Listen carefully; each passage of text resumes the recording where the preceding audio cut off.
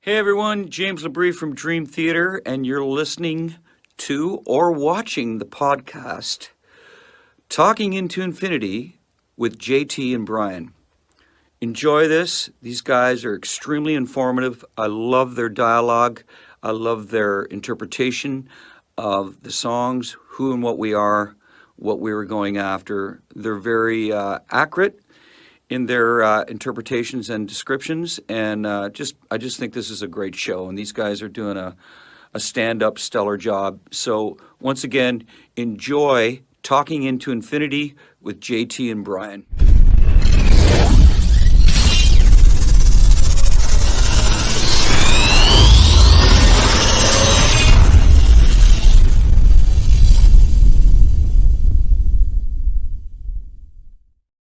What is up, everybody? Welcome to another episode of Talking into Infinity, a Dream Theater-centric podcast. I am your host, John. We are live on Facebook, YouTube, talkingintoinfinity.com, and the cmsnetwork.com. We are live at those four fine locations every other Thursday at 7:30 p.m. Eastern Standard Time. If you are checking us out on YouTube, please don't forget to click that like button, click that subscribe button, and smash the notification bell so that you are notified every single time we go live. If you would like to catch video replays of the show, just go to our YouTube channel, or you can check out the YouTube channel, of the CMS Network. And if you'd like to download audio versions of the podcast, just Google Talking into Infinity Podcast, and we are on any number of platforms where you get your podcast. So, without further ado, let me bring on my good friend, Mr. Brian Hendrickson. How's it going, man? Do you think James still thinks we do a stand-up job? You would hope so. What we do. You would hope so. Yeah. It's been a while, man, since I've done a stand-up job on the show. I'm pretty excited about this episode, I guess. I originally was not, and we're going to be doing probably some repeat stuff that we've talked about before, because wasn't our very first episode you let out the bag, this is your favorite album? I think so. That's kind of what we did, and I was shocked because I thought you were going to say the first album. No. It's up there, but it's not on the same level as Falling into Infinity. So yeah, we got to do a little bit of housekeeping, some announcements. So there's actually we have three ways, I guess, to watch us live. So we have our YouTube page, right? Our Facebook page, and now you can also watch us on cmstv.net. www.cmstv.net. We're streaming live on there. And all of the CMS Network shows are on there, and we'll be streaming basically every Thursday live. And all the other shows that Chris has going on over there, Classic Metal Show, Seth Williams Show, Aftershocks TV. What else do we have? Good Company. I don't know what that is. Some of these are new. We got to check some of these out. Poppet's Corner. Yes. Isn't that more like metal-ish? Poppet's Corner is like a death metal show. Death metal show? Okay. Yeah. I don't know what today's boondoggle is. I have no idea. So, but there's also there's so many cool things. So I just today downloaded the CMS Network app, which has 8 million shows on there that you can basically immediately access as well. Yep. So if you guys are trying to find our shows, there's just so many ways to find them now. There's also there's another thing. There's a CMS Network app. It's on Amazon. So it's on the Fire Sticks and other Amazon devices.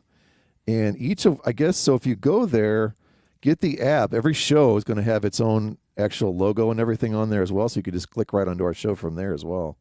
Okay. So this is pretty By the cool. way, We're flooding everyone. The echo you're talking about only happens when you're on. So you click the button somewhere. Okay, let's see. How about now? Great. No, I don't have it. Is it doing it now? No. Nice. What did you do? Oh, now it's back. Well, I couldn't hear your voice when I just did that. Oh boy. When I clicked that off. This is going great. KL, I'm assuming it's back. I'm sorry, guys. Brian doesn't know what the hell he did. So there's an echo coming through the live feed then? Yep. I noticed it when I was doing my intro. I was like, what the hell? Damn it. Hold on. Let me look at this. Talk for a minute, John. Why are you pressing things? I don't know. You gotta stop doing that. See, when I mute your mic, it doesn't happen. So maybe you should just stay on mute and let me talk the whole show. Go for it. This will be the Brian, wink and nod episode. Did you change anything on your board? Well, I took a picture to try to make sure everything was the same. Oh, you were touching stuff, weren't you? Whether or not, I mean, here's my picture. I got everything matched. You got something on there. Yeah, his headphones are connected, Kale. Sorry, guys. Brian decided to fuck with his settings for some reason that I cannot fathom. That'll be our topic tonight. Why did you change anything? You know we don't know this stuff. All right, now it's done. Now it's back. What about now? Yeah, it's still happening. Still happening. Now it's not. Can you hear me? It's not happening. I can hear you. Can you hear me? Yeah. Okay, now it's not happening. I think that did it then. Oh, there we go. All right, so Kale, are we good? Are we good? Okay, we're gonna. I like how Kale's like. Are your headphones connected, dude? Yes, I can hear. Otherwise, I couldn't hear anything. Chastity Crawley. To quote Emperor Kuzo, no touchy. See, this is the part that's going to get cut out of the audio version. You just learned an important lesson, one that I learned years and years ago. When it works, leave it the hell alone. I took a picture. Well, apparently not a good enough one because you messed it up. Well, there's 3 buttons that I couldn't tell if those are supposed to be up or down. That's what she said. Yeah, those nice. All right. So let's take a very quick stop here, and then you can say you're excited for this show, and then let's run through your stuff again, and so that way I can cut that out. Okay, ready? Do I say it now that I'm excited for the show? I think you should. So there you go. So you're excited for this show. I'm really excited for the show we have coming up. Nice. Also, I would like to plug, we have a couple of CMS Network apps, multiple, that can be downloaded from the App Store. There's also cmstv.net. That is a third way to stream us live, cmstv.net, Facebook, and YouTube. And also Amazon Fire Stick. There's a new app on there that has all of the shows also as well. Yep. So there's like 8 million ways to find us. So there's no excuses for anyone to never not be watching and listening to every word we say at all points in time. Somehow I don't think that's a selling point that people have to listen to us all the time. No, it's not whatsoever. Well, I mean, some people might like it, but I doubt that there's very many of them. So, I do have to say, there is a lot of content on that CMS app, and at the CMS, the Classic Metal Show, the YouTube channel and everything. There's tons of great shows, so go check that out. And it's continually growing, which is cool. And Chris, our buddy Aiken, is always adding new things to it. So it's a cool place to check out. A lot of variety there. So you got Lord Nelson from Stuck Mojo. He's doing a show. And like you said, Seth Williams is on there. And Aftershocks, Chris Aiken Presents is a really good one. All the Classic Metal Show episodes. So definitely go check that out, guys, for sure. But back to tonight's topic, I was very glad to hear that you were actually excited to do the show, because you are extremely transparent when you are not. So earlier this week, I was definitely getting the vibe that you were like, all right, I'm not into this at all. Like I'm not happy about this. Like, uh-oh. It's like this could go poorly. But I'm glad to hear that you came around. What predicated that? So why did you all of a sudden change your mind?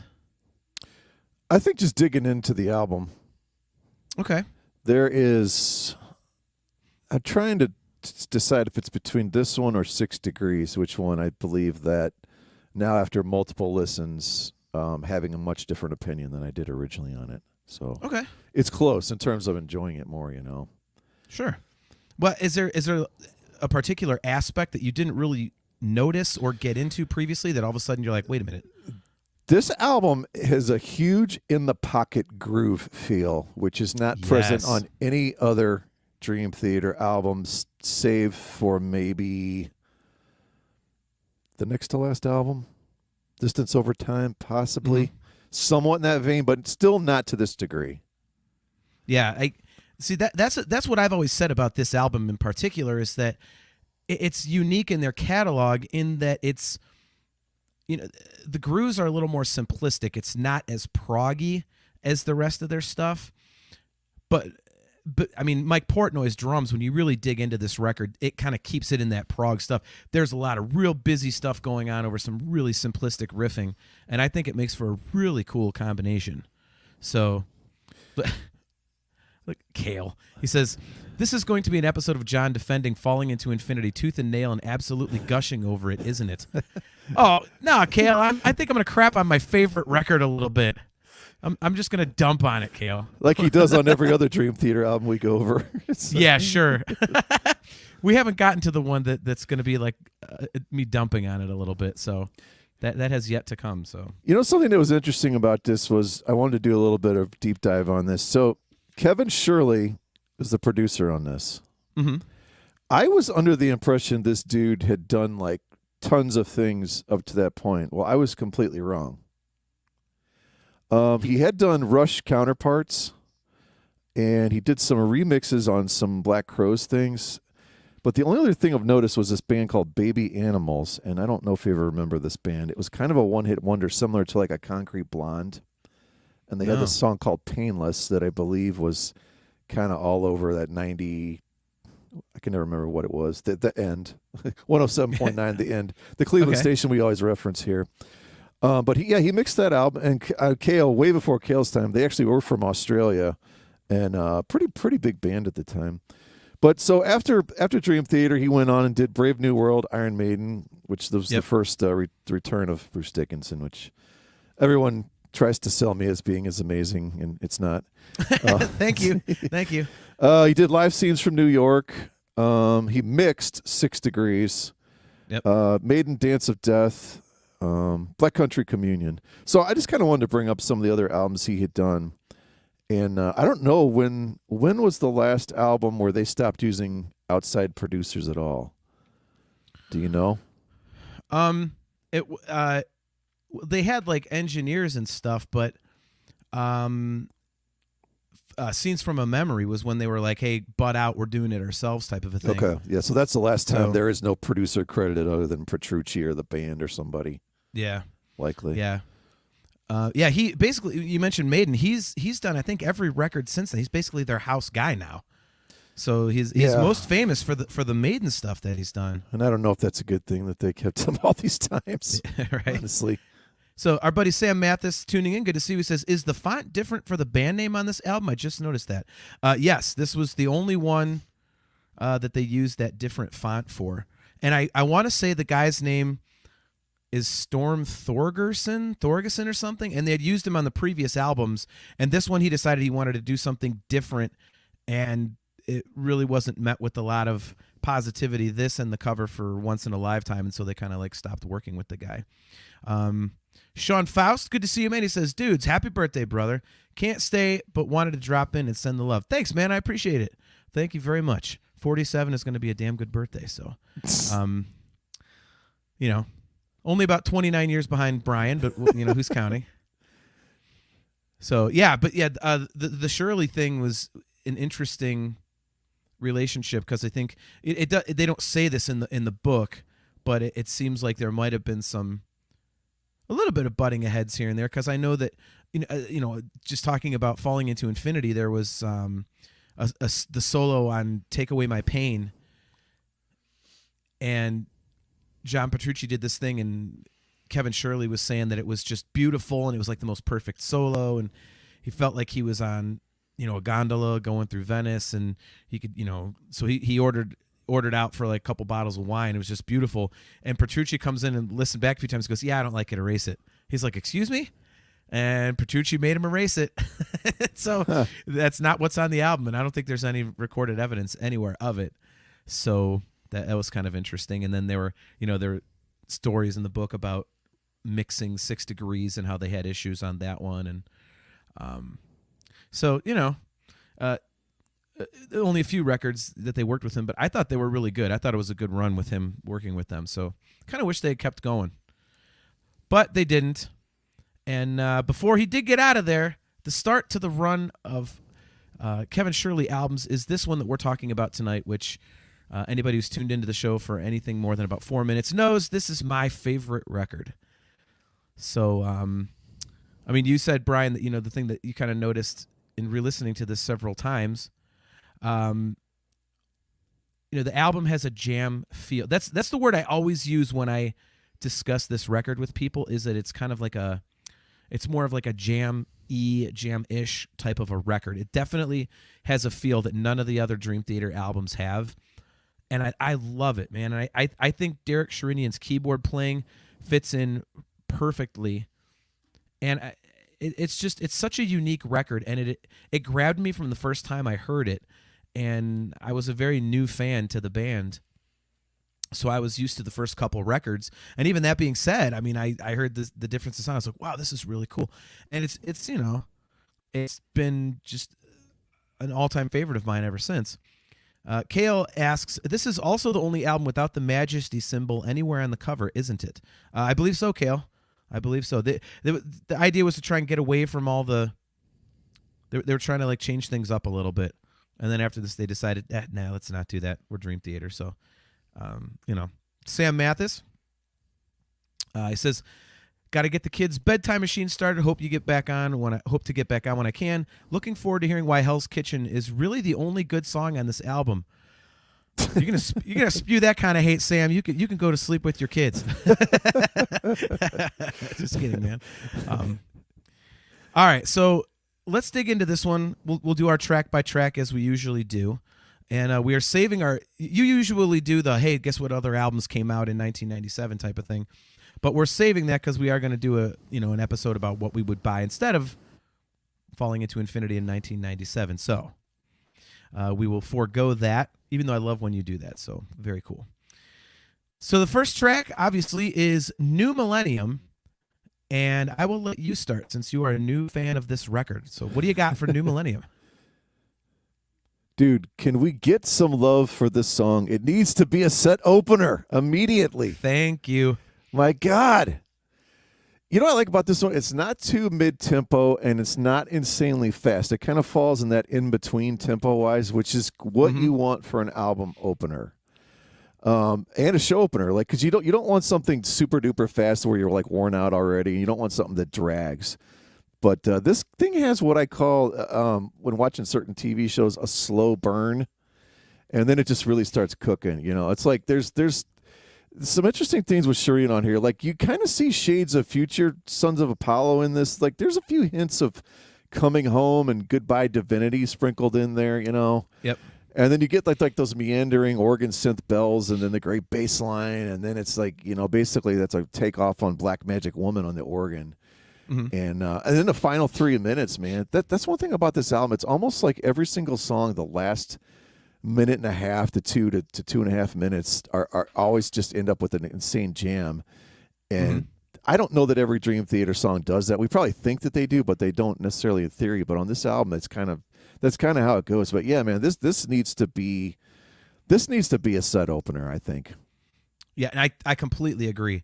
It begs for it. Like, it gets you queued up for what's to come later in the show. It's a little bit more digestible. So I think it'd be a really interesting way to open the show, because you could do something like, let's say you have a show. Let's say you start with New Millennium, and then immediately go into, the Alien. Like, that would be just such a banging 1-2 punch to come right out of the gate with. So, yeah, I agree with you. This is one of my favorite opening songs. Your comment about the jam is the last 3 minutes is spot on. I love that riff. It's just, I mean, they break down into stuff like that so many times on this record, and it's so underrated. I mean, it's something that they never did before, and it's funny that this is the record where they were the label was just forcing them to, hey, write a hit single. We need Pull Me Under Part 2. And this record, a lot of it was like the second batch of songs, because they had a whole bunch of stuff written. They submitted to the label, and the label said, nah. So they had to go back to the drawing board and write even more. So this is like they're really pushing themselves and trying too hard to write a single. And this is the stuff they come up with. And That's such a fascinating aspect of this record to me. And, but again, this is the riffing and the instrumentation is pretty simple, but this is a theme that goes on throughout the record. I mentioned this earlier, where Portnoy's drums, they're still very progressive. A lot of times, more so than any other record, he's doing a lot of stuff, which kind of makes sense because he was really fighting the corporate influence. And the other guy's like, yeah, let's try to write shorter songs and hit singles. And Portnoy's like, no, man, we're a prog band. God damn it, we're a prog band. And, it's such a cool, underrated aspect of this record. When people talk about Portnoy's drumming and stuff, they never bring this record up. And when you really dig into it, listen to it, you're like, wow, he's kind of doing some really interesting things. But, this is, it's Sherinian's keys mix in so well on this one as well. I mean, throughout the album, there's a lot of examples of that, but I mean, this one especially, it kind of blends with the guitar and the bass, and it just, everything blends well. And this album has definitely, I think, John Mayung's best bass tone on any of the records. Yeah. I mean, this is like a fat bit, and we'll get to that in Burning My Soul, but it just, all the elements are right there, and it's like, okay, this is cool, like this is different, but it's still Dream Theater. So I love it. I think it's a great way to kick off the record. So I'm with you. A great way to do a second song is to write a song with Desmond Child, which is what You Not Me is the product of. So this is a very interesting song for me. I don't know where you stand on this one, because I know I've talked about... That's one word for it. Well, I have in my notes here that we've talked on the show about songs that, they're just kind of there, and you're like, yeah, whatever. Like, this one would fall under that category, but I actually really enjoy it. Whereas those other ones, I'm like, yeah, I like it, but it's like take it or leave it. I really like You Not Me. So, I mean, it's definitely, I would say, the least prominent track on the record. But I love the chorus of it. And I've always wanted to hear what John Petrucci and Desmond Child came up with for the chorus, because, the story is that it was just too high for James to sing. So they had to, kind of rework it once they got back, got it back from Desmond when Petrucci came back from his trip to go write with him. So I would love to hear what the guy that wrote Slippery When Wet wrote for Dream Theater. So, and I Was Made for Loving You, Kiss. Yeah, exactly. So what are your thoughts on You Not Me? I am the exact opposite. I think the chorus is absolutely horrible. I think really? it's Okay. so forced and contrived. Lyrically and musically, it's so obvious that this is, hey, try to write a hit or whatever. There's just no riff to it. Like, the only thing I think that saves this is some of those groove borderline funk drum things that are going on with Portnoy, and some of the bass stuff, and I like Derek's like Middle Eastern string type parts going on. But yeah, man, the lyrics just, I don't know, it just sounds like something that somebody wrote in their car while they're on break from working at Speedway or something. I don't know. There's no motion behind it. It's super forced. And I don't know how James' voice fits on the chorus. Maybe that has something to do with what you're saying, is they had something originally different in mind, and this is what they settled on. And it just, I don't know, it just doesn't sound like something that feels very natural, and it just, I don't know, there's something extremely like incomplete and, I don't know, almost borderline juvenile about it. Like, I have no idea. I have no idea how this fits on the album. Like, this album is a very eclectic mix of songs. And this is just total throwaway, in my opinion. Yeah, like I said, I like it. I would be interested to hear if it was just the vocal melody and the chorus that they changed, or if there was a lot more to it that they changed. Because this does not sound like a Desmond Child song. He writes these big things. And I really like this song, but it's not that big thing. So... a couple comments in the chat. Our buddy Chris Aiken says, am I wrong in thinking the Majesty symbol isn't really small at the bottom center of the cover? No, this album does not have it. Kale says, no, Death to You Not Me was better before Child got involved, when it was You or Me. Was a great DT banger, then they tried too hard. I'm going to disagree with you. I prefer the album version, Kale. A lot of the demo stuff for Falling Into Infinity, I can see why it wasn't used. Raise the Knife is kind of a head scratcher because that song just kicks ass. But I prefer You Not Me to You or Me. So, all right, let's move on to track 3, which is Peruvian Skies. Do you enjoy Peruvian Skies? Do you not enjoy it? I don't mind it. This is one of their obvious odes to Pink Floyd. This is their Shine On, Crazy Diamond, Wish You Were Here, Dark Side of the Moon, the song, not the album. The heavy build-up part's cool.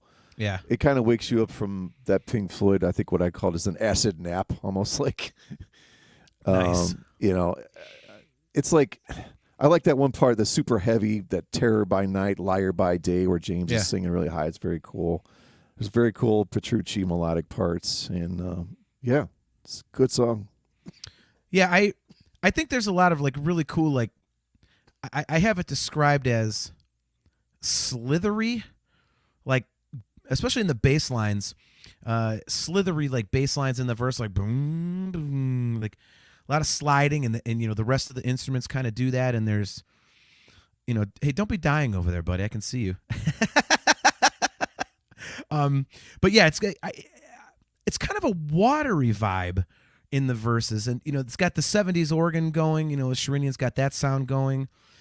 The solo section is just a kick-ass build, to that outro, which is, just pretty much straight up metal. So this song just is a really cool build, and it's kind of unique in the Dream Theater catalog due to the fact that it is kind of a straight progression, verse, chorus, bridge, build, whatever. It's a little more straightforward, which is not something that they do a lot of. So I really like it for that aspect of it. And then, obviously the end riff is fun on the live record because they throw in that little bit of Enter Sandman, and so that was cool. And I think any Dream Theater fan would tell you that, no matter how much you like or dislike this record, especially if you dislike it, you can't dislike the end of Peruvian Skies. So, that's just amazing. All right, let's bring Brian back here. Let's hope he's alive here. Are you all right? I don't know. I'm kind of worried here. So you touched on Metallica there. Yeah, there's like the very end of the song I had in my notes here. It's like a Metallica riff that was on the cutting room floor of Justice for All. And I put in my notes, Sherinian sneaks in some killer power synth parts behind it. Right. So I love the way the song, like the last minute or 2 minutes of it, I love it the way it ends. Yeah, it's a great song, man.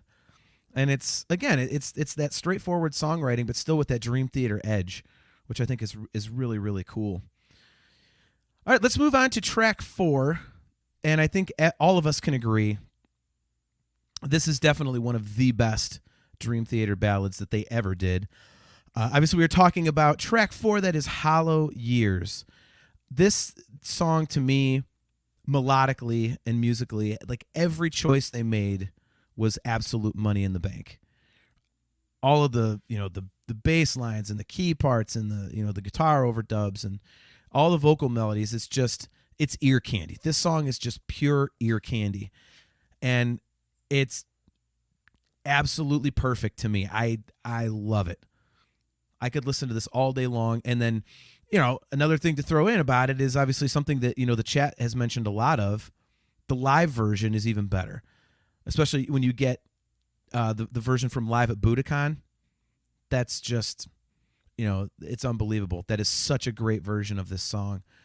And I love it. This is absolutely, again, like I say, it's just a beautiful song, beautifully written, short and to the point. You get a ton of, feeling out of it. And it's just, quintessential Dream Theater ballad, if not the quintessential Dream Theater ballad. What are your thoughts on Hollow Years?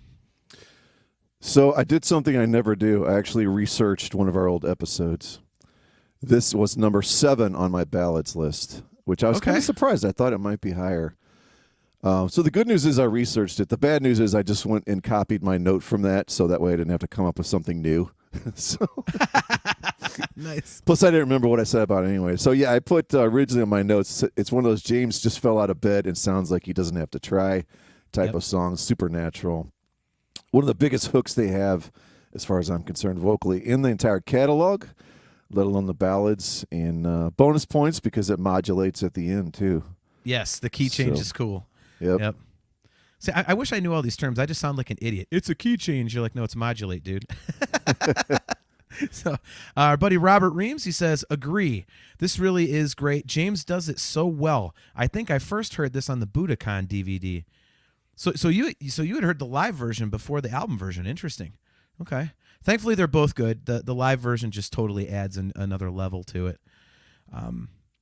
Yeah. Kale's talking about it. Yeah. He says, Hollow Years, I'm really glad they didn't keep the same as the demo with the extended pre-chorus. I agree with that.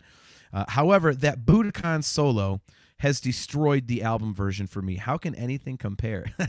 Yeah, I get what you're saying, Kale. Like I tend to not. I'm not that guy where it's like, okay, the live version's so good I can't listen to the studio version because I just think live versions always add something cool. But I could see where you're coming from because that. If Dream Theater fans are listing out like favorite, John Petrucci moments, so many of us would have that in there. So. This is just a phenomenal song. I always loved. Who was it in the book? They were talking about the music video for this, and they said it looked like a commercial for a prescription medication. They said there's like nothing to the video, and I mean they're not wrong. It's just them kind of like going around in a taxi cab or something. So doesn't really do the song justice, I don't think. So, all right, moving on to track 5. We have Burning My Soul. And as I mentioned before, if you didn't already know on this record that John Mayung is, just killing it on the record in terms of tonality, you definitely know with the intro to Burning My Soul because that is absolutely fat fucking bass all the way through. So, it's just, this song... I'm surprised this isn't a bigger song and it doesn't get played more live. I wonder if it's maybe because it's a little aggressive for James. It's an angry lyric and he definitely sounds pissed on this one. So he's definitely getting into it. And, this is another example of what I mentioned earlier with Portnoy keeping the drums busy over some simple riffing. There's a lot of double bass kind of patterns in there to keep it, moving and, it really makes the straightforward parts stand out. For example, the drums underneath the beginning of the keyboard solo, you could just,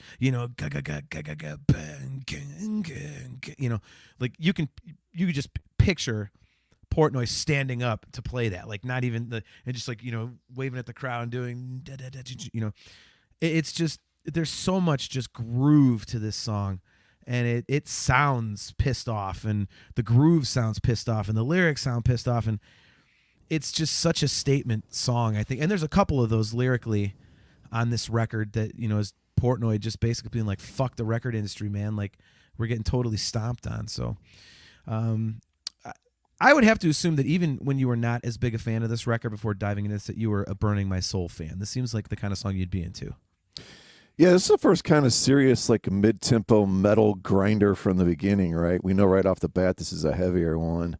Yep. And like you said, like I ended up taking notes of who wrote the lyrics on every song, and I would be curious if we broke down every lyric credit, how many of Portnoy's are kind of the angrier, heavier, one. I think probably, I'm guessing the percentage of his that are that way are probably in the 80s. Right.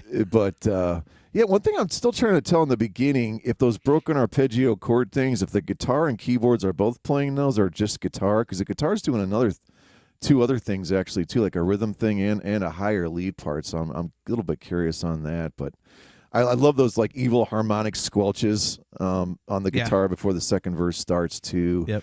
And then you talked about Sherinian. He's got some cool squawky keyboard sounds in Sherinian solo over that super heavy riff that's laid down by Petrucci, and that kind of stuff is, I think, a lot more difficult than people realize when you get a big, fat, chunky, heavy riff like that to come up with like a decent keyboard solo over that. It's not, especially when it's really kind of almost moshy in that way. It's not that easy to do, honestly, but he pulls it off great. So yeah, this is a song I would think that would go over like just ginormous live, because it's just, it's got that metal feel to it. And it's 5.5 minutes. It's not too long.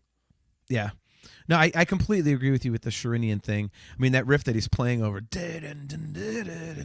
is there's melody there, but not a ton. So it's not like he's got this big bed, of broken chords and lush instrumentation to solo over. So yeah, I totally agree with you on that. Yeah, I don't know why this doesn't get played live more often. They don't really play a lot of this live at all. I mean, you'll hear New Millennium here and there and Trial of Tears, and other than that, like Kale mentioned it earlier, the Peruvian Skies gets pulled out here and there on like the second night of a two-nighter or something, but not a lot of this stuff gets pulled out. And I would really think that this one would be a really banging tune to put between some of the prog stuff, but they don't for whatever reason. The last thought on this one from me is I will say, like, I really think that Sharinian's keyboard playing meshes very well with Portnoy's drumming, because I think, I think you can say this about, Mangini and Rudis compared to Portnoy and Sharinian. Like, Portnoy and Sharinian have a little bit of that rock feel to them, whereas Mangini and Jordan Rudis are much more precision based. Like the guys, both pair guys could play the same parts, right? But it would just sound more like a rock song in a way with Portnoy and Sharinian doing it than it would with Rudis and Mangini. Does that make sense? Yes. Can you hear me? Yeah. Okay. Sorry, I wasn't sure if I'm muted. I was doing something. I was curious because you were talking about whether or not they play anything from this. So I was under the impression that the second leg of this new tour they're doing, they were going to do a whole bunch of different songs. And I don't know. I'm not buying that there's a whole bunch of different songs. I'll just put it that way. All right, so, good. Do not ruin the set list for me in case they do another U.S. leg that we see. God. But yeah, this is really not that different, and there's nothing from this on there, obviously. But yeah, no, I don't know. I think it's like, was it Kale or someone was said in the chat, like there's I guess maybe among James or somebody, there's just kind of a disdain for this album, maybe in general, and Derek's not in the band anymore, and yeah, and I don't know, maybe they feel that he was too influential in this, and since he's not a part of it anymore, why bother? I don't, I honestly don't know, I really don't, other than the fact that, like we said, it really is a unique, other than the astonishing, this album kind of sticks out as just being kind of all over the place in a good way. But yeah, you see, do you think Burning My Soul, that for, I mean, of any song on this album, let's just bust out a banger that probably doesn't take us that long to remember how to play. It's a great song, but you know what I'm saying. Mm-hmm. This isn't like we got to sit down and go through 6 Degrees again and nail that head to toe. For sure. Yeah, I don't get it, dude. I don't get it, but we'll see in future tours. Maybe they'll listen to our show and be like, yeah, we should throw in some more Falling Into Infinity, because I'm sure that'll happen. Right. But all right, so moving on to what might be the quintessential song on this record, we have Lines in the Sand. What are your thoughts on Lines in the Sand? I learned something on this, and it's sort of ironic in a way. Are we on Hell's Kitchen or Lines in the Sand? Oh, I skipped. Excuse me. Yes. You threw me off. Thank you. I put my first page of notes on the ground, and I had one note for Hell's Kitchen, which is I don't need notes. It's neat. Yeah, Hell's Kitchen's good. Okay, Lines in the Sand. No. All right. So Hell's Kitchen, go. Yeah, something I did not realize. There is a huge King's X feel to this one. Like it feels like any of the outros on like 8 different songs on Grudge and Ghost in Nebraska. At least from the first 2 to 3 minutes. And then we go into this big time into Rush territory. Guitars and the keyboards have a huge, like massive moving pictures, 80s-ish Rush feel to it, which basically just means it's completely awesome. And I think at 4 minutes, 16 seconds, it's the perfect length. It's not too long. Like, if this had gone on for 7, 8 minutes, I don't know that it works as well. I think on some of these instrumentals like this, when you keep them, 5 minutes and under, I think that really makes the song stand out more. Yeah, I completely agree. This is my favorite instrumental that they've done. It's actually, I think I've said this before on the show, but it's my alarm for waking up in the morning. So, man, it's the whole thing is just a build, and like you said, it's like the perfect length.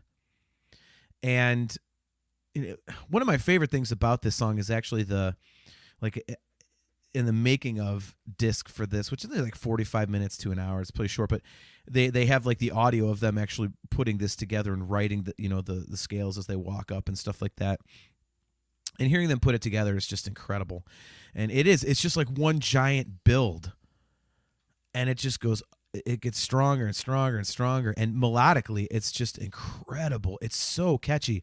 It reminds me of the instrumental on the Van Halen Balance record, like Beluga Ethereum it's called. And in that it's like you could sing it. A lot of these good instrumentals, like there's a lot of great parts and you like it, but you don't like sing it or hum it like you would an actual song with, a vocal to it. But this song actually does that. So, man, Chris Aiken jumping in with his love of Dream Theater. He said, a rare disciplined songwriting moment. Oh, that's awesome. Oh, our good buddy JG3's tuning in, man. Good to see you, Jay. He says, hey, guys. Hey, Kale. Hope everyone's doing well. Also, Hell's Kitchen is awesome. Great decision to remove it from Burning My Soul. Also, the mix with the drums and the bass is awesome. Yeah, I'm really glad that they decided not to keep that as part of Burning My Soul as well. For those of you who don't know, Hell's Kitchen used to be the middle section of Burning My Soul, and they pulled it out. Just because they were trying to write shorter songs, so they didn't want all these huge, massive Dream Theater epics on there, like 12, 13-minute songs. So, yeah, this is just amazing to me. So, it has always been my favorite instrumental. I know I caught crap for that on our, on previous episodes, but it's just this has always stuck with me. And you have that, when you have your favorite bands, like something, as much as you like all of it, there's always those, certain little things that always are at the top of your list and never ever change no matter how much stuff they put out, and Hell's Kitchen fits that bill for me. So all right, well, let's go to Lines in the Sand. After I jumped the gun a few minutes ago. So Lines in the Sand, what do you got? Yeah, there's those awesome sweeping keyboard things to start, the gigantic drums, and then you got a huge groove, all this awesome little orchestra hits. We end up at the end, into like, I don't know, almost a bluesy fusion, jazz type thing, that rides out that really sort of just doesn't form until the end there. So this is another one of those kind of just a bit of a journey. There's a feeling of harking back to the Counterparts album he did with Rush. There's a bit of a feel of this, the song on there called Animate, and I'm feeling sort of some bits and pieces of the way it's mixed and the way the song goes, and yeah, it's something interesting about this album too. And I don't know if I need to try this with a couple different ones, but so I took my dog for a walk today, and I was listening to the album in the car, on Spotify through my car stereo, and then I'm listening in these earbuds, and I'm like, man, this is just. I mean, I guess it's like this for all albums, but it's just two totally different sounding albums. I mean, the drums just do not sound the way they do in those little earbuds stuck in your head than they do through a car stereo, even if it's a crappy one. You know what I mean? Like, right. Those drums just felt so much different. I could feel all these different tones and things, especially like the bass drum and stuff. So I always wonder, like, how different, depending on what medium you're using to listen to this stuff, how different does it come across to people's ears? You know what I mean? Because there's so many different ways to do it now, and they compress the crap out of this. So I'm dying to know, like, the actual vinyl. I'm not a vinyl file yet. Audio file yet into all that vinyl stuff, but I'm dying to know, like, okay, if I put this by this by this, these three side by side, is this vinyl just going to blow me away? I'm assuming it will, but. Yeah, no, I completely agree. It's kind of funny because you mentioned, like, oh yeah, it sounds better in the car than on headphones. Like, and for me it was the opposite because, I've got some pretty good, like, they're not expensive or anything. They're like $50-$60, but I've got these like Sony like extra bass earbuds. Okay. And man, I heard a bunch of stuff. Like I can hear it better, but then again, my hearing's kind of shot anyway from playing in the band for so long. So Right. having it jammed right into my ear is probably beneficial for my listening experience. But yeah, the vinyl thing I'd be interested to hear too, because everyone says that that's like the way to listen to stuff. But I wonder, because we're so used to high def audio and digital this and CD that and all this crystal clear stuff. Like, is vinyl going to still sound like that? Because previously you basically had, compact disc kind of took some of the life out of it, and cassettes, aged, and Yeah. so of course you had, vinyls where it's at. But I don't know if that's the case anymore. Well, another thing is, I think you have to have vinyl, and then you have to have a killer receiver, and then you have to have a killer pair of headphones. You know what I mean? You can't just go, oh, Yeah. well, I got a decent record player, but I don't have, what's it going to come through? And CMS Network is not so big of DT fan. What album sounds the best in buds or headphones? Yeah, I would say, I would say this one sounds great in the buds, and I would say that this one and 6 Degrees of Inner Turbulence have my favorite production value. There's a lot of low end going on. It's pretty crisp. There's a good there's a lot of especially on 6 Degrees. There's a lot of definition between the parts. I think on this one you can hear a lot of things like we talked about earlier. Sherinian's keyboards mix very well with like the heavier guitars. So I think for that reason I think it's really good, and the bass tone on this one is absolutely kick ass. So Aiken, I would say this one and 6 Degrees for sure. I'd probably say, even though it's not everyone's cup of tea, The Astonishing, because that if you want to immerse yourself into the story and everything and sort of surround yourself, you're going to get all of the panned. Yes. All of the action that goes on in addition to the music, the stuff that's being kind of acted out in the background, like, yeah, that's like a full, immersive experience type thing. That's a really good point. It's something we'll get into when we do our deep dive into that record. But yeah, I didn't even think about that one, because that one is always an outlier for me. It's like they have 14 records in The Astonishing, because to me that's like you sit down, you listen to the whole thing, you read the lyrics with it, and you just it's like watching a movie. It's not just sitting there like, hey, I'm gonna jam some tunes. Like, that's like watching a movie. So I never think about that one. Good call on that, dude. That's a very good call. I'll just throw on Lord Nefarious, and then I'll go to something. Then I'll go to something else. Yeah, right. How weird would that be in your DT mix that just shows up like? I know.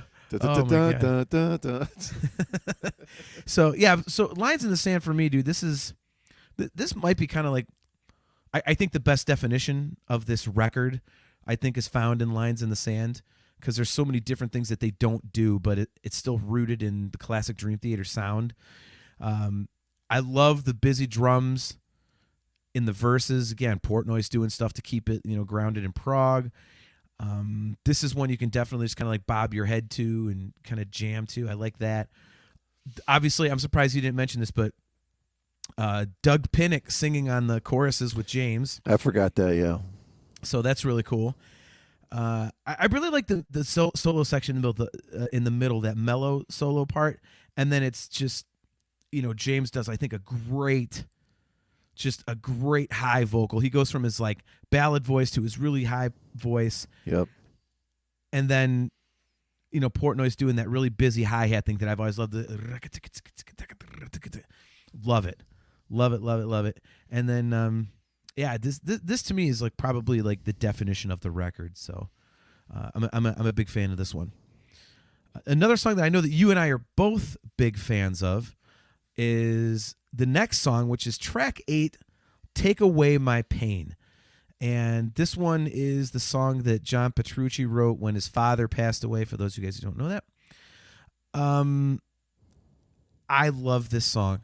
And I think one of the things, I'm not lyric guy, so it's very rare that I will get into a song because of the lyric. But this is one of those songs because it runs right up to that line where it could tumble over into being cheesy, but it doesn't do that. I think it's really intelligently written, and you get you get like how personal it is. It's a very personal lyric, and it's not just oh, my dad died, I'm sad type of thing. Like, no, it's really interesting. Look at poor Gene Kelly and all that kind of stuff, like headlines on the paper and all these interesting lines. And then, it's cool because it's kind of like his dad in the hospital in a way for the first 2/3 of the song. And then, the third verse, it goes into it's first person. It's not just kind of like outsider looking in. It's like, him telling the story. And I just love that. So the lyrics totally make it on this one for me, but I love the chorus. It's an understated chorus, but a really, really solid one. And that middle section is one of my favorite Petrucci solos because it has a lot of desperation in it. It's almost like he knows what's coming, with his father, and he's just trying to keep it from happening, as just hold on a little longer. It's like I said, it always has this sound of desperation to it.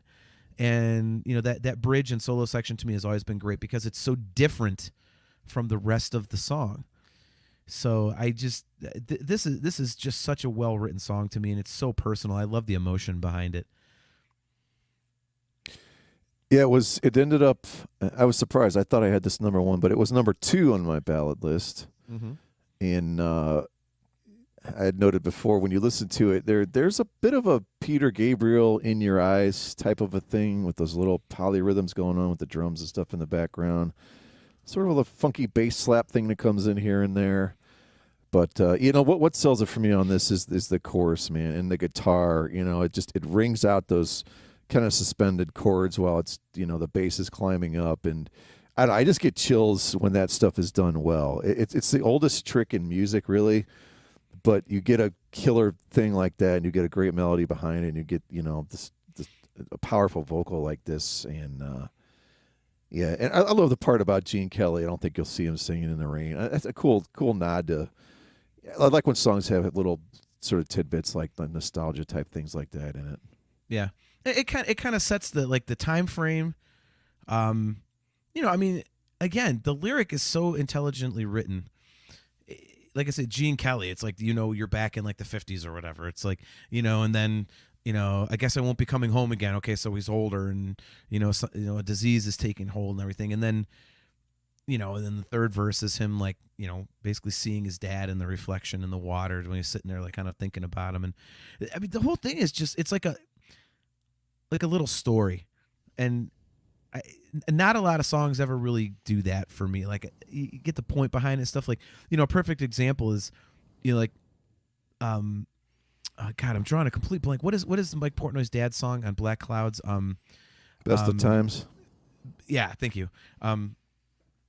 That's a good song, and the lyrics are cool because they're super personal. But a couple of those, they do tumble into be a little bit cheesy. But this one doesn't. So I just love how they pulled it off, and it's such an emotional experience to, listen to this, especially, if you've lived through something like that, I'm sure it's, it hits pretty hard. So now, wasn't Pull Me Under also about someone having cancer or whatever? I've never heard that, really. No, I that's not me trying to be funny, because I'm not funny most of the time. No, I thought that they said that wasn't. I thought it was related to someone they knew that had cancer, and I don't know if he wrote multiple songs about his dad or what. I don't know. I got to look this up now. Yeah, I've never heard that. So, the one thing I have heard though is the next song on the record, which is Just Let Me Breathe, which to me is real quick before we get onto this, JG3 answering your question, Brian. He says Another Day is the song you are thinking of. So there you go. Another Day was that one. Yeah. I don't know about that. I just thought I heard this. I'm not saying I disagree, but well, you kind of just did. I'm not saying I don't remember what I think I remember. I don't really remember, but I'm still gonna disagree. Right. Jay says Another Day is about Petrucci's dad being diagnosed with cancer. Take Away My Pain is about him passing away. Okay. I was close. I was one song off. Yeah, I was saying it was track 2, not track 1. At least I didn't say it was like Raven's Kill or something. Oh, it's The Mirror. Yeah, right. All right. So anyway, Just Let Me Breathe. This is one of my favorites on the record. Just specifically, again, it's a lyric thing. This is Bitter Portnoy at his finest. Completely calling out two guys that basically killed themselves. Shannon Hoon was a drug overdose, but that's basically killing yourself. But yeah, right in the lyrics, Shannon Hoon and Kurt Cobain, make yourself a household. Like, ooh, man, till you kill yourself and sales go through the roof. It's like, man, like there was some bitterness going on in this one. Like, and it's such a theme throughout the record. It's funny. Like he was so pissed off at this point. It, just doesn't hide it. Doesn't hide it at all. And but the one aspect of this I really love is, this has that jam feel we talked about, like the rest of the record, but it's mixed with the 7-string. So it's really heavy. So that is bad as hell. Like, especially, that heavy part after the second chorus is just awesome. The solo section just totally rips. And the guitar part that goes from ear to ear, like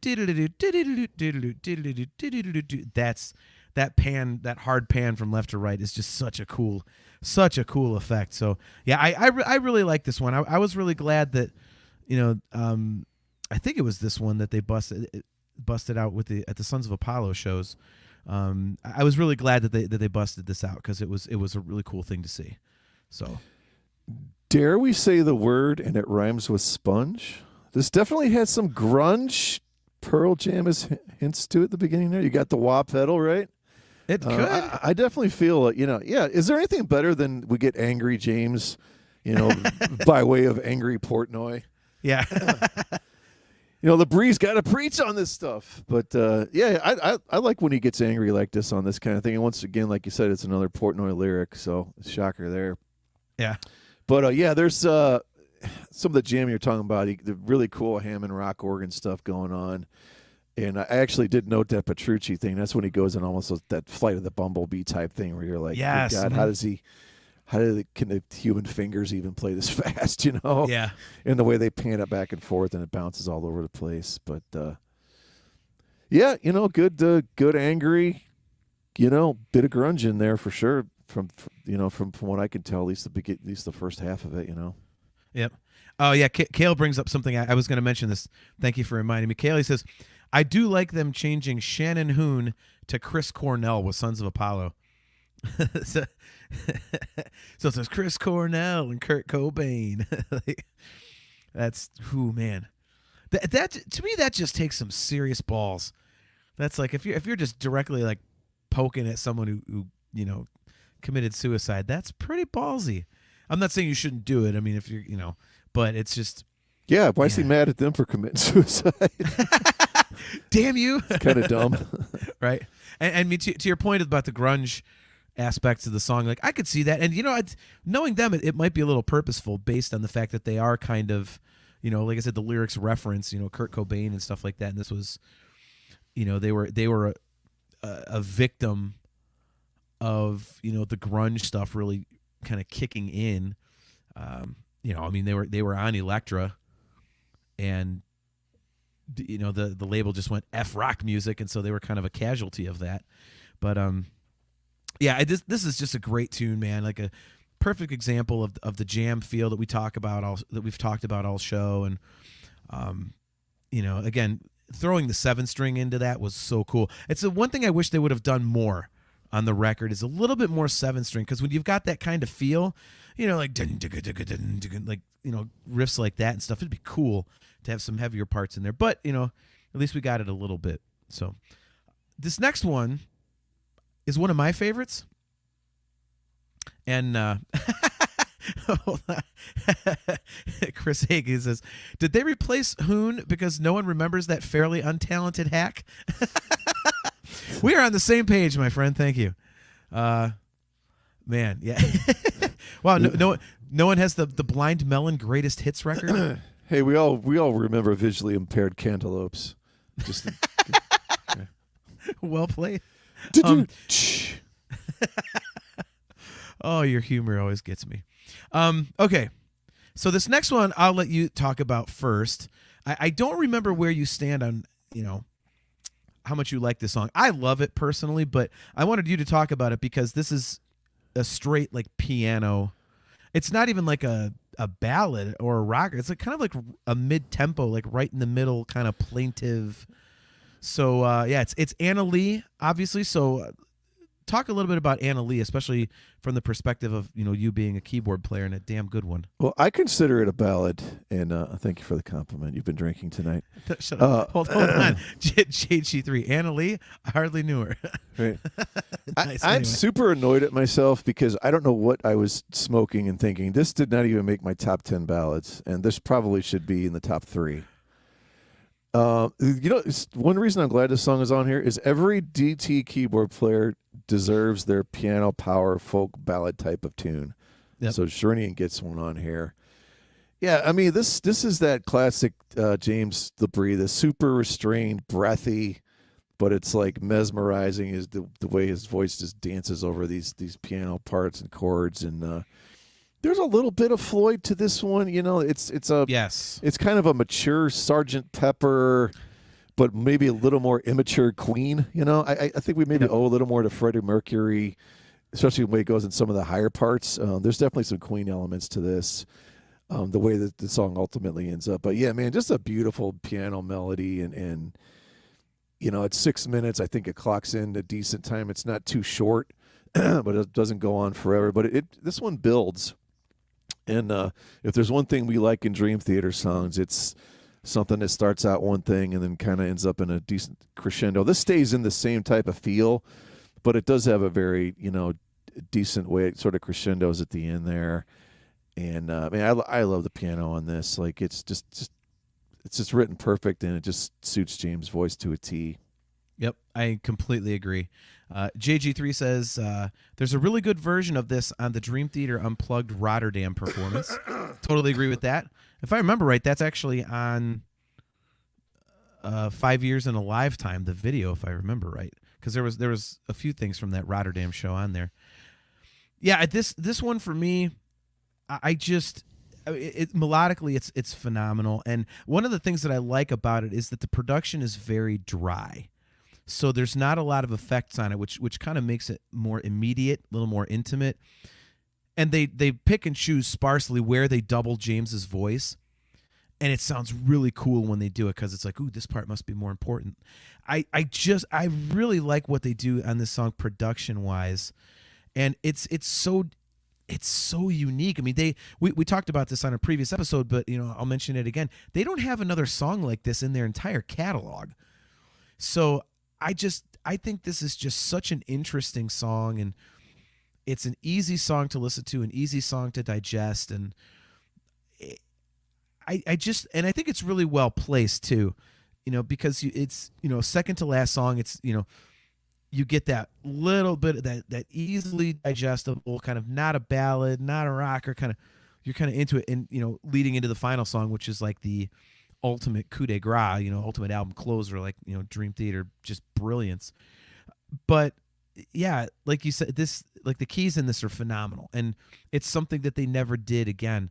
And it's one of the reasons why I wish that Sherinian had been in the band longer, because this was kind of the thing that he brought to them was, he could do all the noodly stuff and all that really cool stuff and the ambient, orchestral things.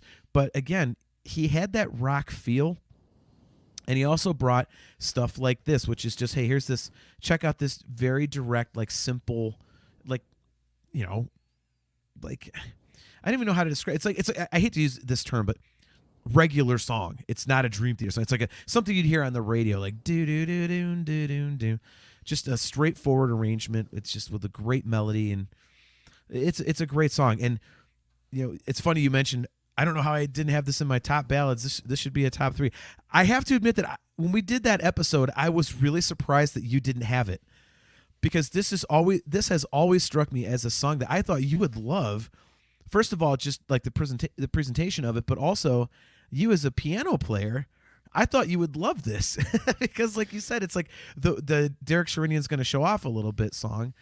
And I was really surprised when you didn't bring this one up before. I probably overlooked it, and I think maybe it ended up being something different than what I thought it was initially, So, okay. Plus, I think what I ended up with in there, I was pretty hardcore on how am I going to kick this out. But yeah, they're definitely now. This should have got in there. Yeah, it's a great song, man. This is one I would love to see live. I mean, we never ever will, but God, that'd be fun to see. All right. Well, let's get to it. We close the record, my favorite record, with my favorite Dream Theater song. That being, of course, Trial of Tears. And one of my favorite memories of this song, I will just say, it's one of my favorite memories, Dream Theater memories, period. It's a minor thing, but when we went to see the tour for the self-titled record in Chicago, and, you know, I don't look up set lists. I like to be spoiler-free. And I'd walked in and I was telling my wife, I said, you know, there's this one song I really want to hear. I'd never heard it live, and that's like my bucket list Dream Theater song. If you could say you can only ever hear one Dream Theater song live, and it's the last Dream Theater you'll ever hear live, it would be what? And I told her it's the song Trial of Tears. So when they went into it in Chicago, I was like, oh, yes! So I always think of that Chicago show when they went into that song with this song. So Trial of Tears is, for me, all the descriptive words that we use for Breaking All Illusions, they apply here for me, but a little stronger. So this is just the vibe and the atmosphere throughout this song just never lets up. And it's like 12 minutes or something like that. It's obviously the longest song on the record, but just it has this aura to it and this atmosphere, and the parts change up here and there and stuff like that. But I mean, there's not a ton to this song, but it still keeps you interested. It keeps the ear interested, which is, this is one of their most brilliant songwriting clinics because of that reason. It's not like, you know, something like, you know, a song of similar length. I'm drawing a blank. What is it? The Great Debate. I'm sorry. You know, that one, it keeps your ear because it's going in 8 million different directions, and it's busy, and it's like pow, pow, pow, like ping pong balls flying everywhere. This one is pretty straightforward, and it relies on vibe, and it relies on emotion, and it just flows so well for me. I could listen to the song over and over and over again. It's just beautiful to me. It's my favorite song that they've ever done. And so there you go, Kale. Yes, that's me gushing, since you wanted to know. You want to know if it's just going to be me gushing all night. So, all right. So what are your thoughts on Trial of Tears? I know we've talked about it, but I don't think we've ever gotten really in depth into Trial of Tears before. I will say I'm going to add this to my list of probably 5 songs I have never heard live, and I really want to hear this one now. I think you're off on one thing you said, and it was something about there wasn't necessarily all that much to this song. I'll tell you why this song is amazing. Okay. So it's very Rush, sort of U2, with all of those really cool, broken, clean guitar lines, right? Okay. And there's the huge nod to Rush. We talked about this before, I think, when this came up. I don't know if it was building our perfect sets, but the beginning, there's that huge nod to Xanadu, like with, I think it's like the wood blocks or the super high tones, the tuk, tuk, tuk, tuk, tuk, like that little part and they space it out so it's almost exactly like Xanadu in a couple parts, and it's so obvious what they're doing there, though. But you got those really cool atmospheric keyboards that back it up. It's a slow burn again, right? So then we're turning into this thing. It's building on itself. It gets heavier and heavier. And then we get to the 10-minute mark, and we're going to be all introspective. And now we've got a sing-along. It turns into a sing-along anthem. That's not what the song started as. Right. That's what, and this is why we have a podcast about, Dream Theater. This song right here. This is, like you said, I agree with the part about a clinic. This is a clinic. We end up with a massive sing-along on a song that has no business being that from the way that it starts. It's cool as hell. It's like I said, it's got that slow burn, slow groove to it. It's so atmospheric, but it ends up in this. How did we get from here to here? Like, that is so, people do not realize how incredibly difficult it is to do that type of a thing and do it well and do it consistently and keep it 12 minutes. And so it's not 19 and not 20. You know what I mean? I don't know. I just think this is one of probably the quintessential. I might switch this to one of my quintessential, maybe not the easiest to get into, but more progressive type Dream Theater songs. Like you got to hear this one. If you like this, you're gonna love the band. Okay. See, I don't think there's a lot here, and let me explain. I when I say that, I mean it does go to different places, like a lot of their big epic songs, but this one does it in a subtle fashion. It kind of other songs will go like real mellow to real heavy to real high. Like this one kind of stays slow burn, man. Telling you, yeah, it's a thing. Yeah, I don't know, and you know what? I'm so addicted to this damn song. Maybe it's just me. Like I'm so used to it that it feels a lot shorter than it is. So maybe it's like Count of Tuscany for me. You're like, people are like, how can you like a 19-minute song? Well, because to me it feels like 4. Exactly. JG3 says Trial of Tears is a Dream Theater classic through and through. Yeah, I completely agree. Kale says it's a perfect song. Along with Lines in the Sand, if everything else was total crap, these would remain worth the price of admission. Yes. There's not a single song in the entire catalog that has this kind of guitar playing the way he's doing these broken open lines like this that are, like I said, sort of in this mid to late 80s Rush style, and there's hints of the Edge in there just a tad bit too, but they don't have a single song that has that kind of playing and those kind of choices on it, which is why I love it. All right. We have a rule on the show, and JG3 just broke it. This is a spoiler-free show in terms of set list, and he posted a comment with a spoiler in it, and I didn't read it, thank God. But now he says, what did you think of Mangini's performance of it? Because he did change the... Jay, you just told me that they're playing my favorite song. Now I'm not going to be surprised. Well, it didn't show up on the set list I saw. That's if they even do another American tour. It's not on here. The last two I saw. Don't tell me anything. Jay, I'm going to ban your ass from the chat. All right, I won't tell you they're playing Pull Me Oh, Under. okay. All right. Okay. He's talking about the 2014 tour. Okay, good.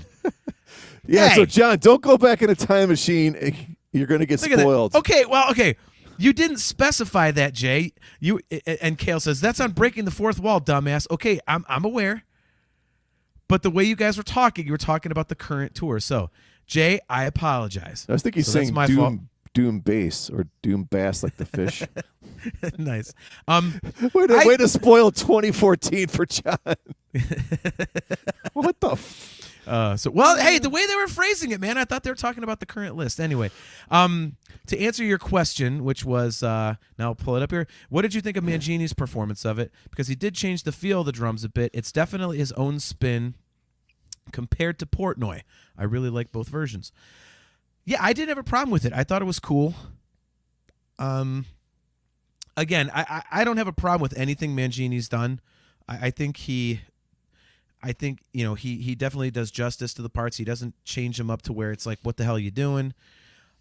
And again, the only thing is like Portnoy just has a little bit more of a rock feel to him, and I think that's what is the difference between the two drummers.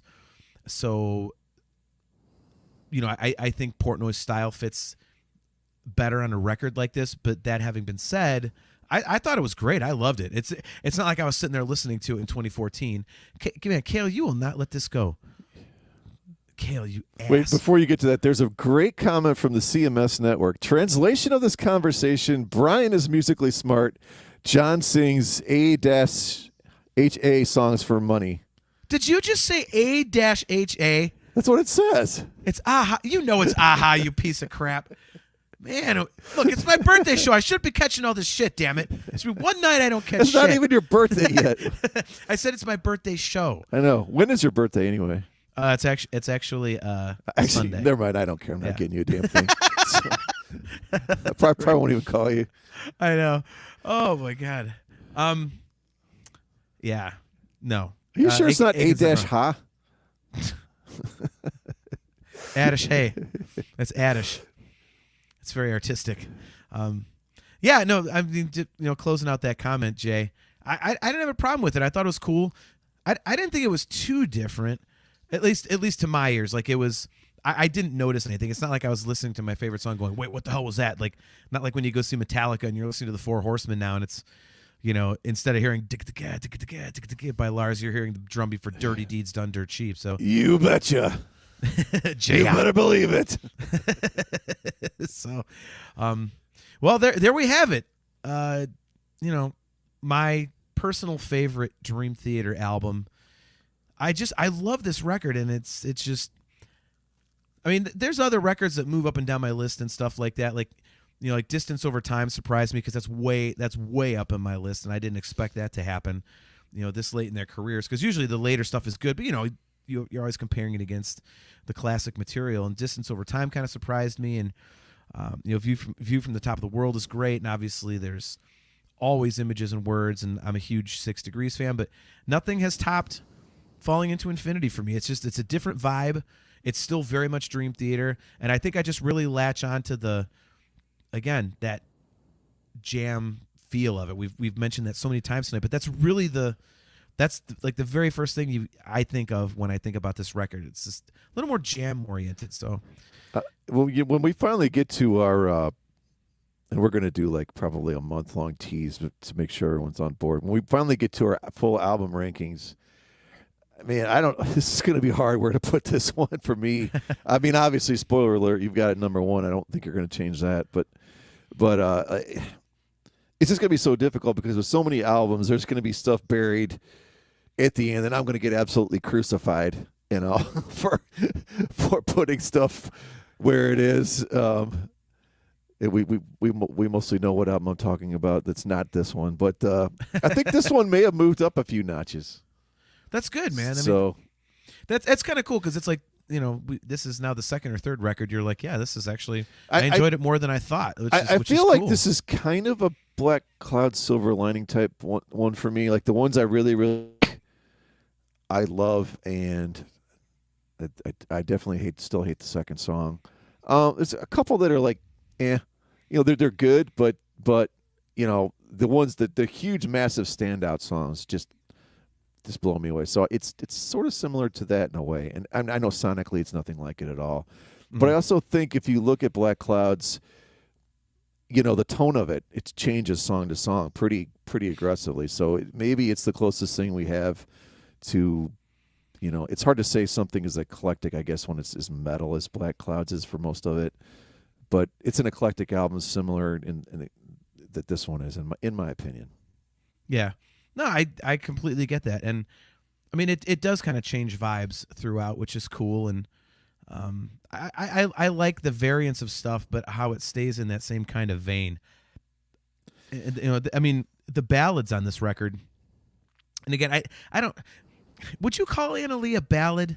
I think it's a ballad, yeah. Okay. I classify anything a ballad that's got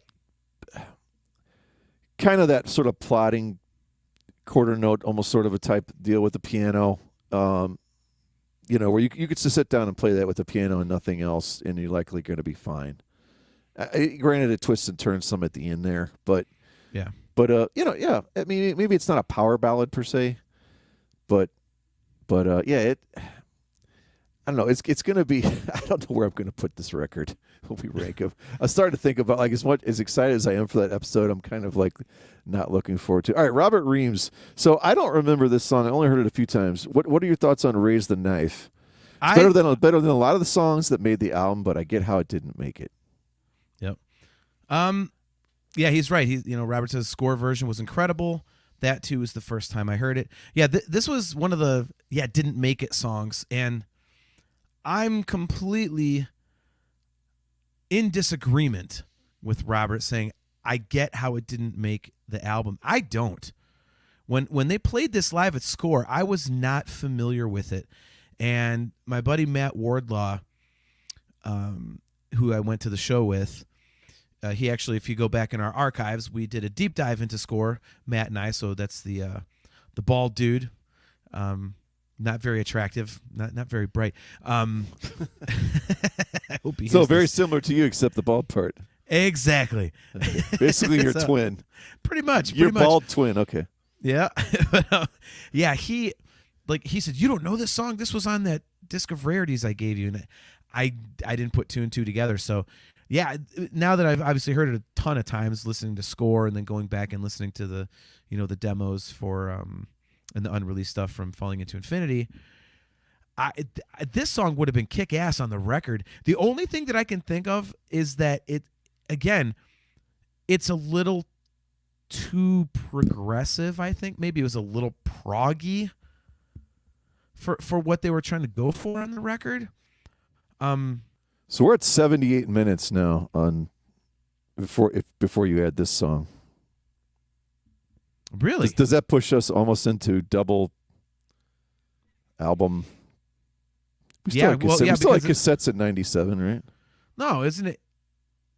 Because doesn't a CD hold like 77 minutes or something? 78. I think that's the number. Yeah. So yeah, maybe that's why. I don't know. I mean, because I think it's too obvious to say like, well, if you got to pull one off, which one you're pulling off? Like, you say you, not me. Right. But when you spend the money to write with Desmond Child, you're not going to pitch that one. So you're not exactly throwing that away. Do you think like Slayer ever called Desmond Child? Sat down with Kerry King. Could you imagine? Oh, I want to do like a snapping like a cappella thing here, but I still want to talk about like killing, rape, murder, and death. Well, that's where the song 213 came from. Actually, the song about Jeffrey Dahmer's apartment was co-written with Desmond Child. Okay, not many people know that. little Slayer factoid for you here on on Talking Into Infinity. So, yeah, like your comment about ranking is interesting because I've told you before, like on my nerd show, we ranked all the Star Wars movies and then we ranked all the Marvel movies. And like the bottom of the lists and the tops of the lists are pretty easy. The middle stuff sucks because it's this conglomeration of stuff you all like almost equally, and you feel guilty ranking something lower because you're like, but I really like that one. Like, so for me, it's always okay. Like when I have them, like 2 records, let's say we got 15 albums. Let's say I'm deciding between 10 and 11. I go, okay, would I rather listen to this one or this one? And whichever one gets the nod is number 10. Then I pick another one. I'm like, yeah, I think this will go down. Then I go, okay, 9 and 10. Would I rather hear this or this? And that's how I kind of like bump them up and down. It's a pain in the ass, but man, man. Chris Aiken. Slayer called Desmond Child a pussy. Ooh, that's Slayer. I tell you, he gets angry sometimes. JG3 side note. John, what did you think of Quantum Mania? I actually haven't seen it yet. Side note, no one cares. Yeah. Okay, next. Yeah. That you got to tune into the Nerf Herder Council for that one, JG3. Yeah, so before we get out of here, the guys in the chat are having a conversation about Metallica, and I'll just bring this up for a minute because one of our upcoming episodes the next few months, we are going to do a deep dive into And Justice for All. And show note, I believe March 6th is the one that you are going to be out of town, correct? Our next episode? I'm not 100% sure yet, but it's possible, yes. Okay. Well, more than likely, that one's going to be a Pantera deep dive. So we may have a very special guest on the show. He's been on with us before, but he wants to deep dive Cowboys from Hell. So we might actually have a Pantera deep dive for you. But so JG3 and Kale are talking about Metallica and James Hetfield not being as metal anymore in the chat. And I'm just going to solve this for you guys, okay? Lars Ulrich is the biggest piece of shit ever. He's a absolutely fucking terrible drummer. He ruins those classic songs. And Hetfield kind of still has it. I think if you take all of the main like big bands that we love, Hetfield still sounds the closest to his classic self, at least when he's singing, I think, of almost anyone. So you got to give him credit. The one thing I will say, and you guys were talking about this, that whole Papa Het, look, I'm a grandpa, high families, like that's got to go. That just has to go. That is not Metallica. It's that they got to stop that shit. They absolutely have to stop that shit. I kind of like getting a big giant hug right before I'm trapped under ice. Though. You know what I mean? Okay, I'm going to counterpoint something though. Was it always Lars' job to get the killer riffs out of James? And has Lars lost that ability, or James no longer has the ability to get the killer riffs? Which is it, or is it both? I don't know that Lars does anything but arranging. You know, I mean, when you watch like the behind the scenes stuff, he will say like, do that thing again, do that, but he doesn't have anything to do with the actual construction of what James is playing. I just think James, but he's a sounding board for like, dude, we got to do something better. You know what I mean? He as far as I understood it, he was the one that pulled, sort of playing the riff. I'm not saying he played the riffs, but he was adept at sort of getting the best out of him and getting it arranged. I don't know. It's not that, or if that's not the case, you know, I'm just saying that was my impression. I could be totally wrong. I don't know, dude. Like when you watch Some Kind of Monster documentary. And like Discuss Metal Joe. Careful, Brian. It's cold down there.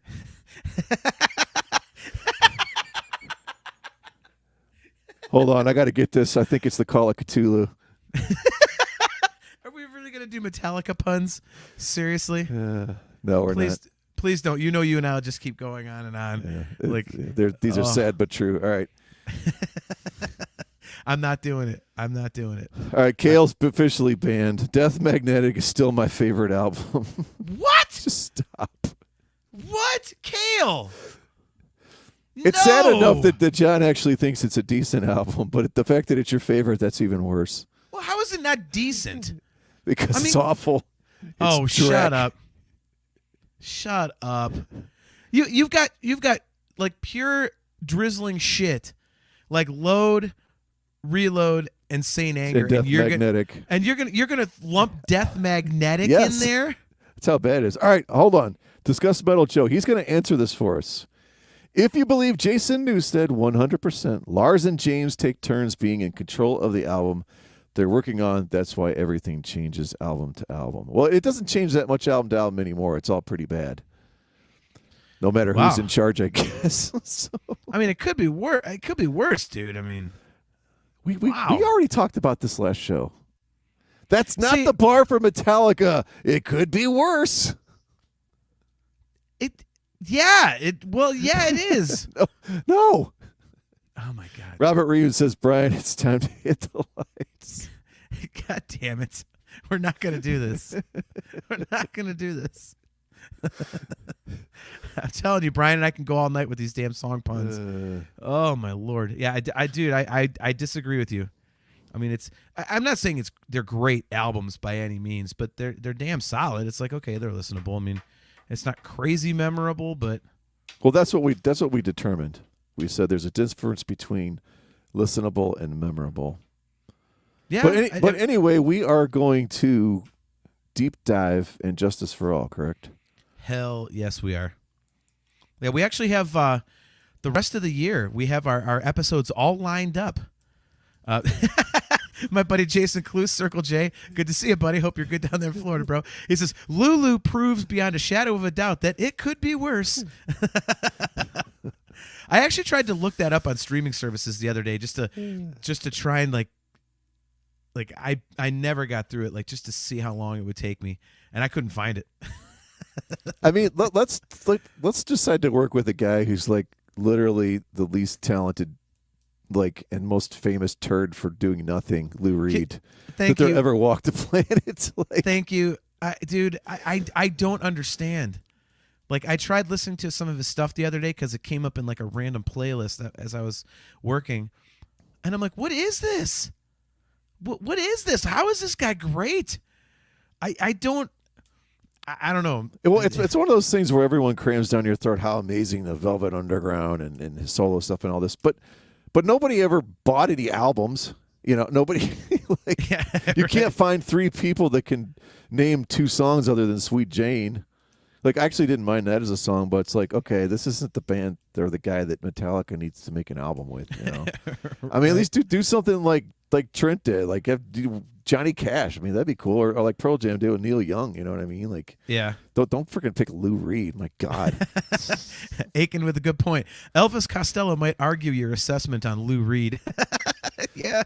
Now, see, I don't mind Elvis Costello for what he is, but What, shitty? But I don't want to see him playing with Metallica either, so I'll agree on that one.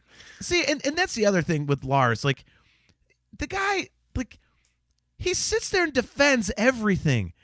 Like, just admit that something sucked. You did something that's just absolute hot garbage. Instead, it's, no, I defend it. That was cool. It was like no one was doing it. It was so avant-garde. It was just like, fuck you, dude. Stop. It was garbage. It sucked. It was crap. Just go away. The funny thing is no one uses the term avant-garde except if they're trying to defend a turd. Thank you. If you truly are an avant-garde artist, you don't go around saying that you are. You know what I mean? Like, the same reason Petrucci doesn't go around saying he's an amazing guitar player. It's like, you don't need to do it. Like, yeah, it's sort of implied, and he's not wired that way anyway. Like, it's the Sammy Hagar theory. What is understood does not need to be discussed. All right, well, we're at an hour and a half, so let's get out of here. But I did have two things I wanted to plug real quick.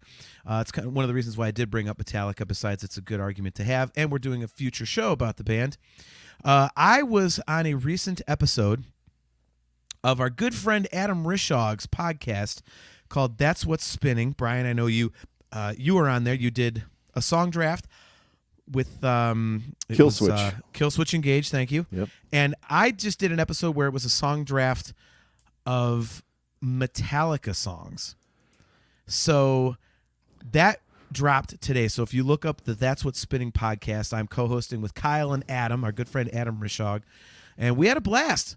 And it was kind of interesting because we had to pick our songs, and then at the end we had to real quick put them into a set list. And it was really fun. I hope you scooped up cyanide real quickly then. They were all nightmare long. That actually was on my list. I didn't put it in there. How do I mute you? You're banned. Well, dude, you're only picking 30 songs, right? No, it's 10. 10 songs and 2 encores. But I mean, there's three people, right? Yeah. So 10 times 3 is 30, right? Yeah. I don't remember if I saved mine. I'm trying to see if I have it, because I could read it to you. It was my set list kicked ass. And to the point where when we got to the end, we read our set lists out loud. I think it might have been Adam. He's like, yeah, this isn't very good. And then I did mine, and they're like, holy shit. Yeah, that kind of works. Like my 2 encores, it was Call of Cthulhu going into Damage Incorporated. So there you go. So that was pretty banging. So you got to figure the entire Master of Puppets, entire Ride the Lightning, and entire Justice for All probably got to go, right? I don't want to spoil the episode, but I mean, just looking at it from the outside, right? Yeah. By the way, I'm aware my mic just broke. I shut an internet window I didn't know was open. So, you're but anyway, now. Yeah. So, anyways, the latest episode of That's What's Spinning.